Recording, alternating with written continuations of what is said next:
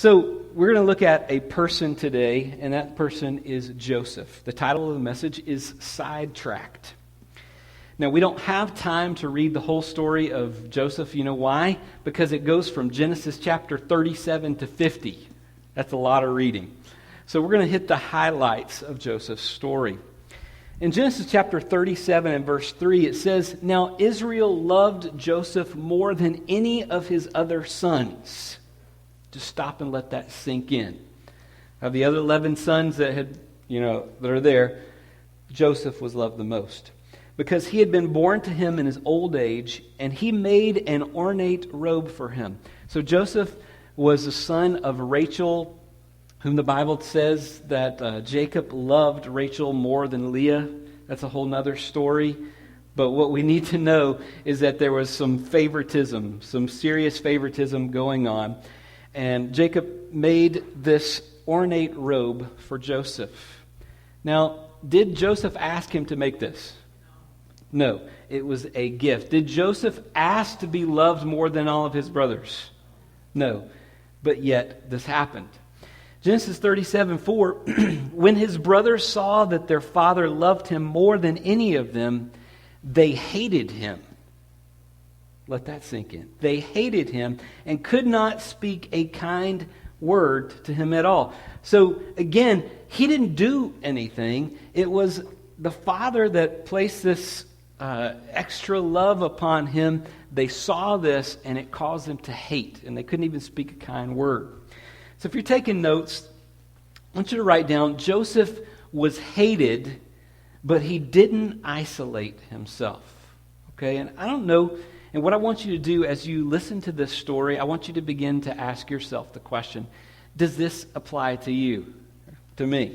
Have you been hated before by somebody? Yeah, okay. So bring this into this story. Some will hate you because you are a man, or some will hate you because you're a woman. Some will hate you because of the color of your skin.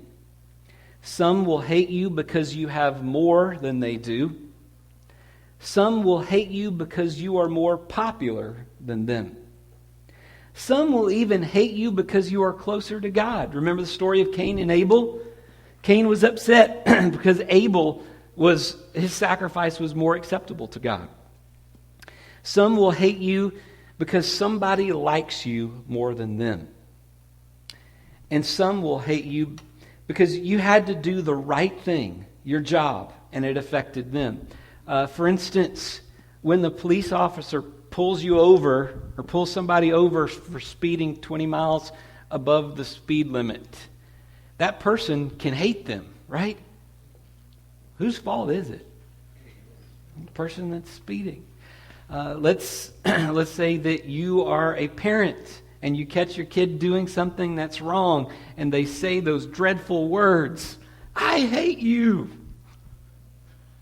Did you do anything wrong there? No, they're the ones that did something wrong.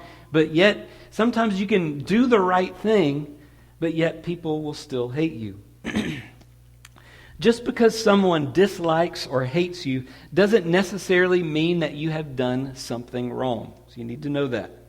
Their hatred may be more about them than it is about you.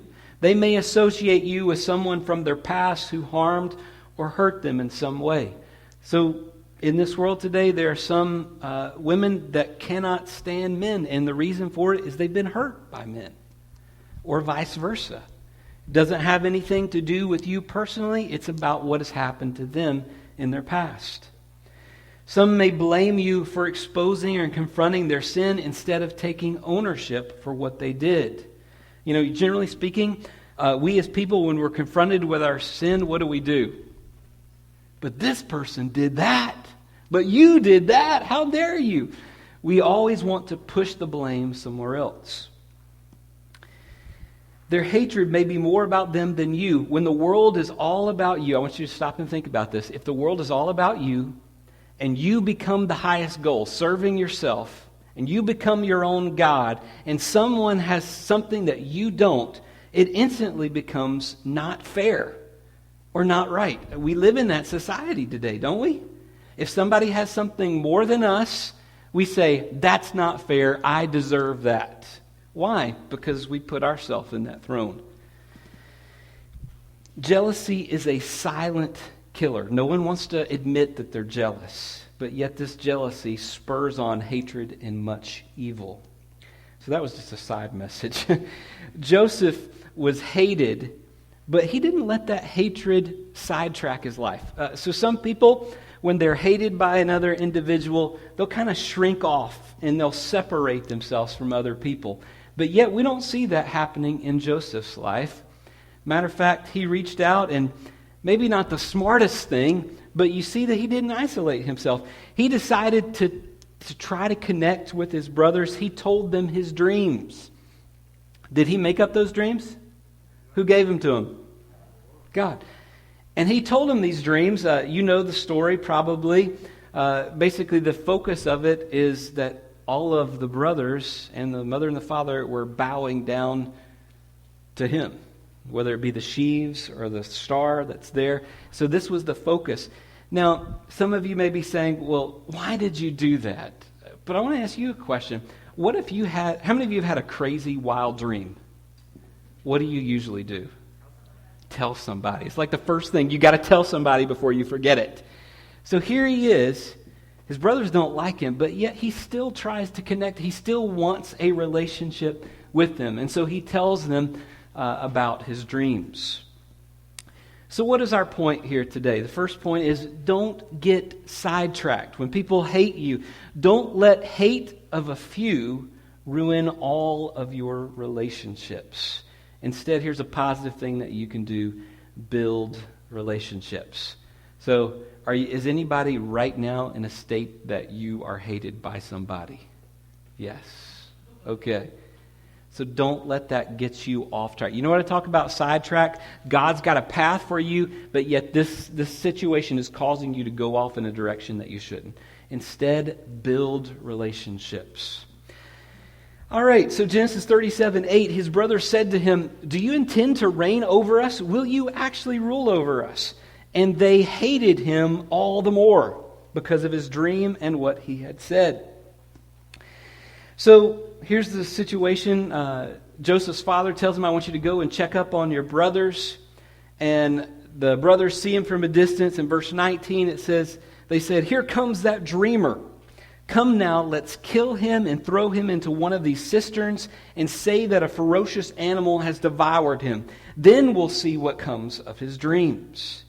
So when he came up, when Joseph came to his brothers, they stripped him of his robe. Okay, does anybody have anything precious to you? Maybe something that your mother or your father gave to you that has sentimental value. Imagine that thing being thrown to the ground and destroyed. So when Joseph came to his brothers, they stripped him of his robe, the ornate robe he was wearing, and they took him and threw him into the cistern.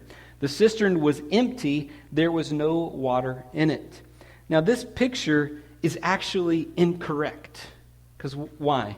You see them lowering him. Scripture says they threw him. Okay, this is a nice peaceful version. So Judah said to his brothers, verse 26, "What will we gain if we kill our brother and cover up his blood? Come, let's sell him to the Ishmaelites and not lay our hands on him. After all, he is our brother and our own flesh and blood." His brothers agreed. Verse 28, "So when the Midianite merchants came by, his brothers pulled Joseph up out of the cistern and sold him for 20 shekels of silver to the Ishmaelites who took him to Egypt." So let's talk for a minute. Joseph was not only hated, he was wronged. They stripped him of the richly ornamented robe and ripped it. Okay, so they tore this off of him. They threw him into a dry cistern. Now, what are you thinking when you pictured this in your mind, threw him into a dry cistern? Anybody? What do you think? You know what I think of? Ow! Not a nice cushy mud, a dry cistern, a dry well. If you're thrown down, boom, boom, it hurt. Okay? So not only did they tear this off him, they threw him into a dry cistern. They sold him like property.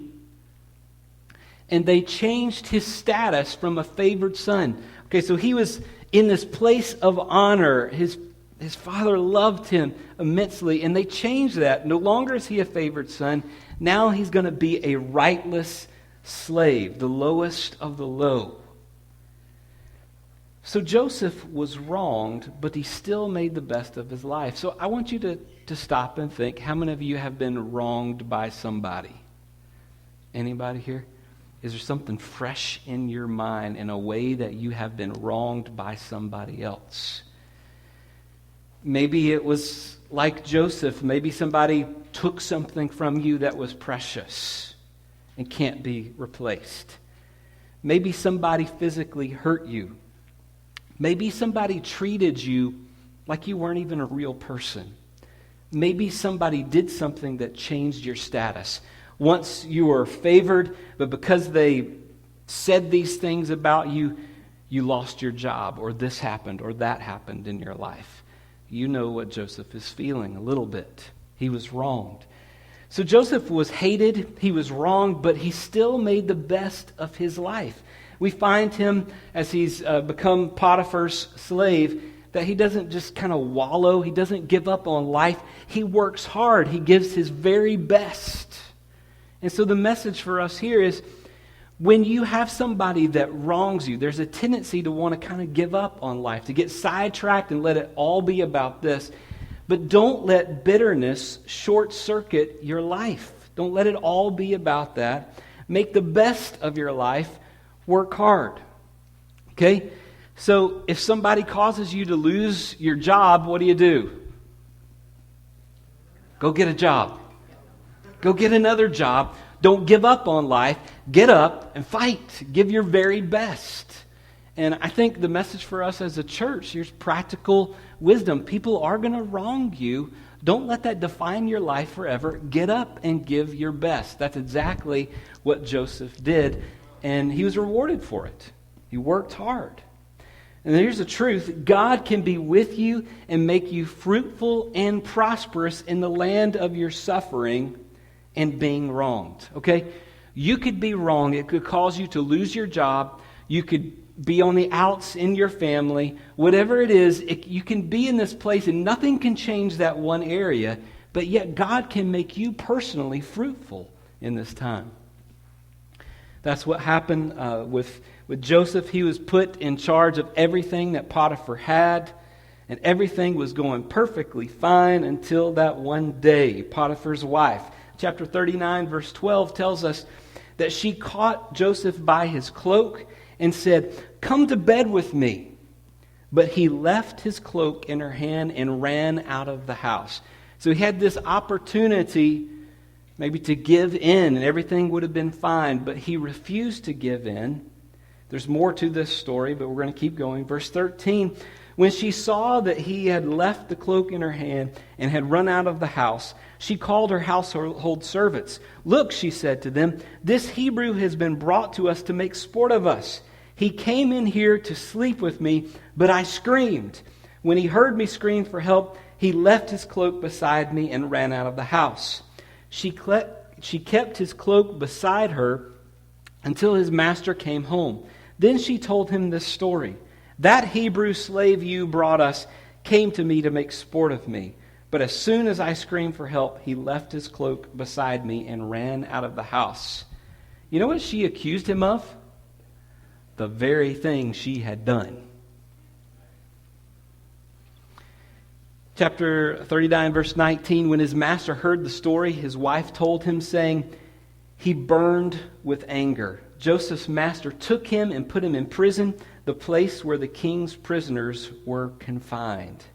Okay, so not only was Joseph hated, not only was he wronged, Joseph was also falsely accused. And the fallout of that was he was robbed of his position, status, and responsibility. So he was second to Potiphar, in charge of everything. He had servants underneath him. He was treated very well, but that was robbed of him.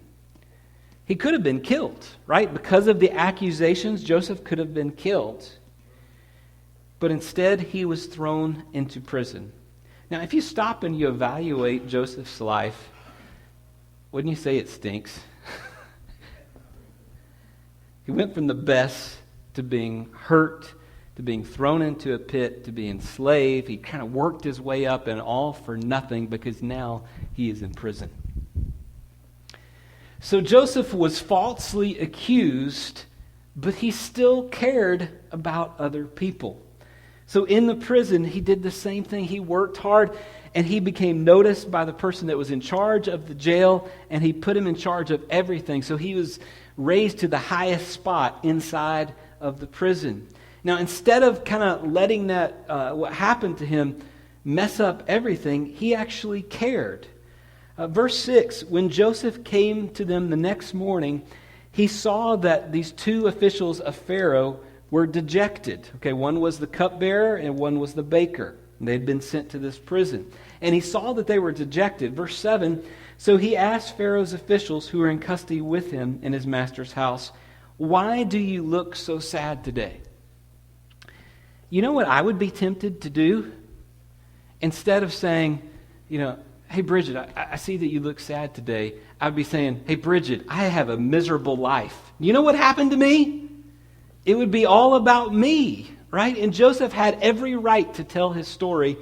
But what do you see? In the midst of everything that happened to him, he still cared about other people.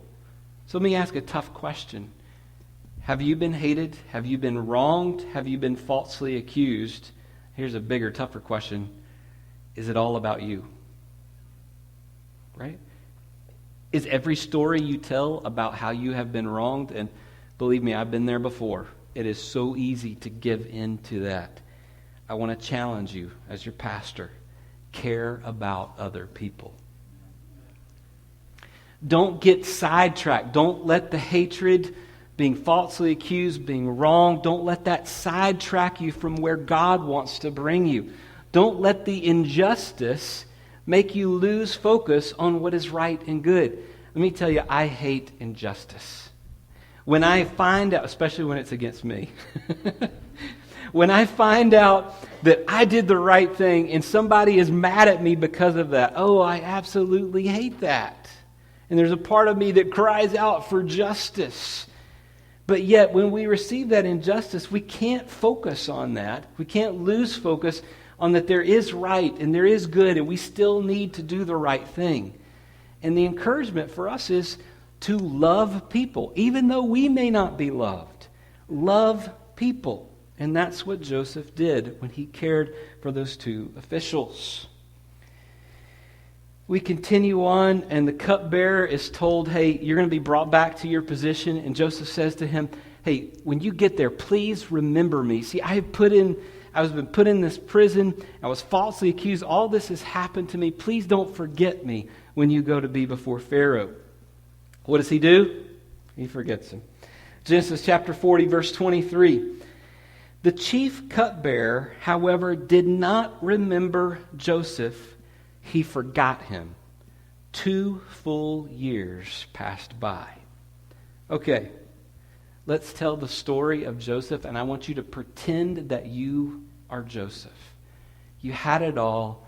Your brothers hated you. They threw you into the pit. They ripped that important thing in your life. They sold you as a slave. But you didn't let that get you down. You gave your best at Potiphar's house. You worked hard, and you were right up there.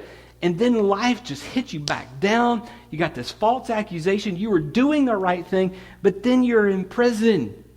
Even in prison, you didn't give up. You cared about the people around you, and you thought that you had some hope. You told somebody, please remember me. And 2 years go by.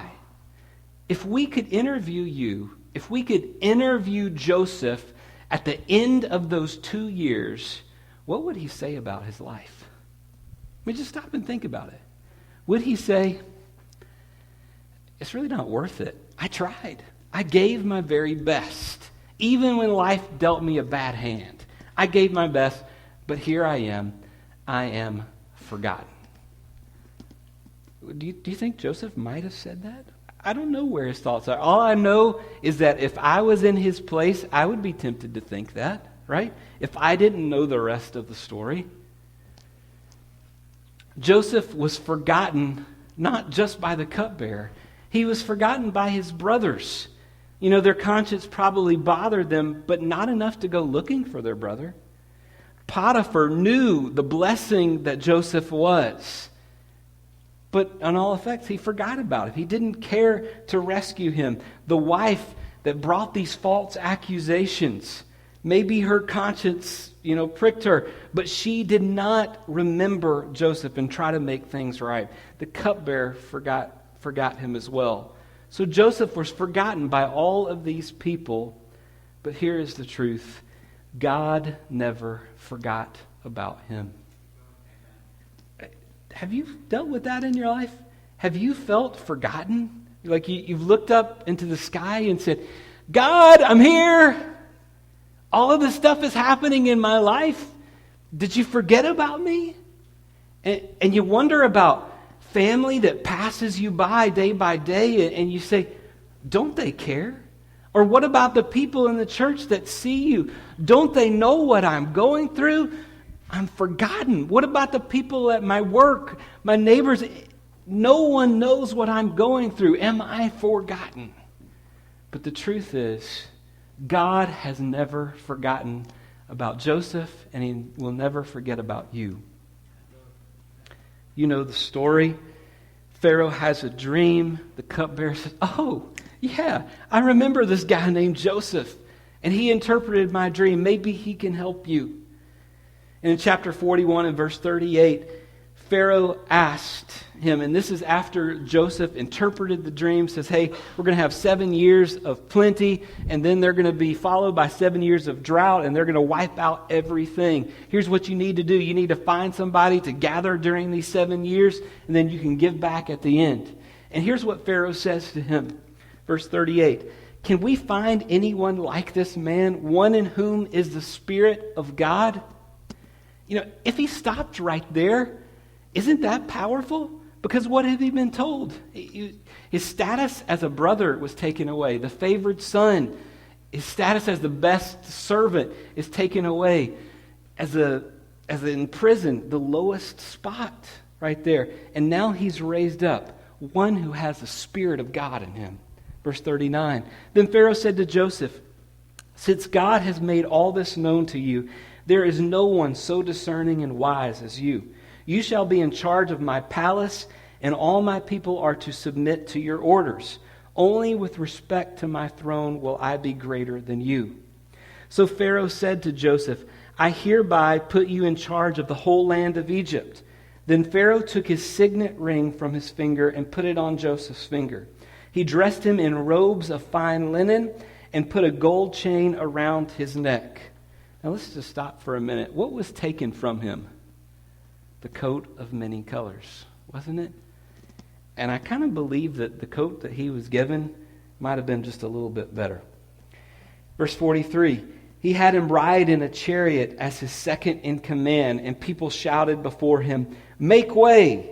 Thus he put him in charge of the whole land of Egypt. Then Pharaoh said to Joseph, I am Pharaoh, but without your word no one will lift a hand or foot in all of Egypt. And we find out later that Joseph is given a wife and basically put in this place of leadership in all of Egypt. So Joseph went through a period in his life where his status and his reputation was thrown into the pit, but yet then it was raised to the very highest. What is the point? When you seem like you've been forgotten, don't get sidetracked. Don't get lost in that place. God has a path for you. Don't let the neglect of others make you doubt the love of God.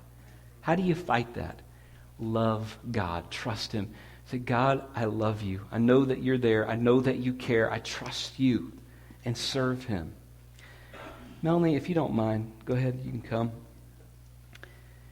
The point is, don't get sidetracked. Your story is not over. And you know what I want to say here? Your story is not over until the fat lady sings. But that would be politically incorrect. Sorry. But more importantly, that would be theologically incorrect. You know why? Let me try again here. If you are a believer, your story is not over until...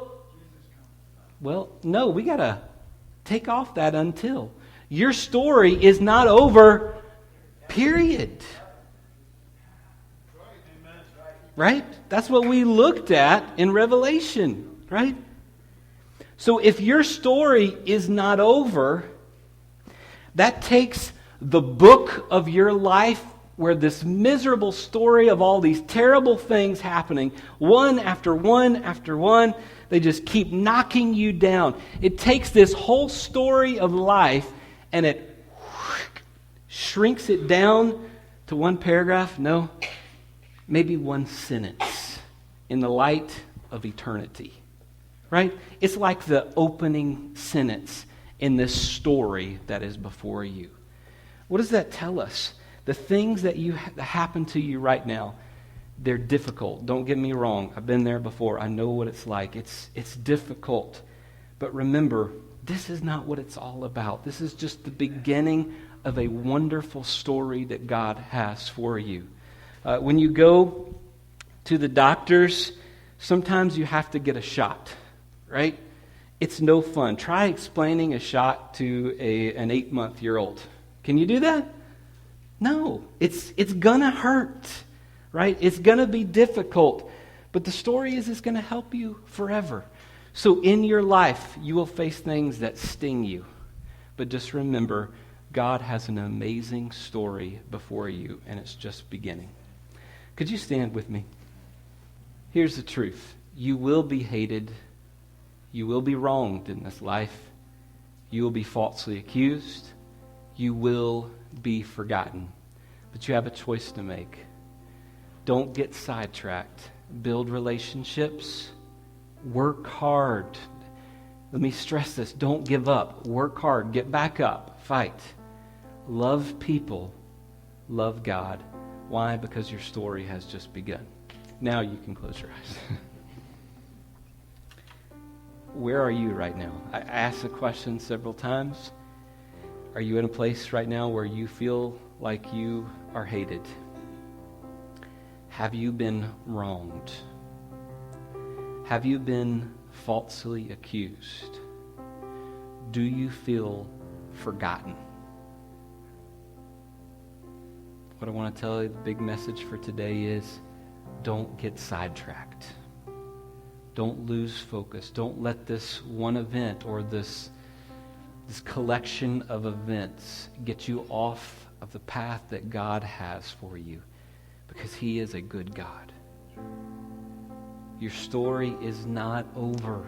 And I know that it seems like that it's everything, and you can't see the next page. Just like Joseph, on the day before Pharaoh had his dream, had no idea what was coming next. All he knew is that he was in prison. All he knew is that he felt forgotten. Maybe you're there. Just remember, your story is not over. God has something good for you. Am I talking to anybody today? If you'd say, one of those really hits me, especially today, what I'm facing, and I need to be reminded that my story is not over and not to give up. If that's you, would you raise your hand? God's speaking to you today. Yeah. Yes. Can I pray for you? Lord Jesus, you are called the God of all comfort. You see us. We are not forgotten by you. Lord, I pray that wherever somebody finds themselves today, those that raised their hand, those that wanted to, Lord, that you would first of all remind them that you are with them. Just like you were with Joseph, you are with them. They are not forgotten. Remind them of the good plan that you have for their life. And Lord, give them the strength to get back up again, to fight, to be the person that you have called them to be. And Lord, I thank you that you placed me here in a family. And you placed every single person that is here today in this family.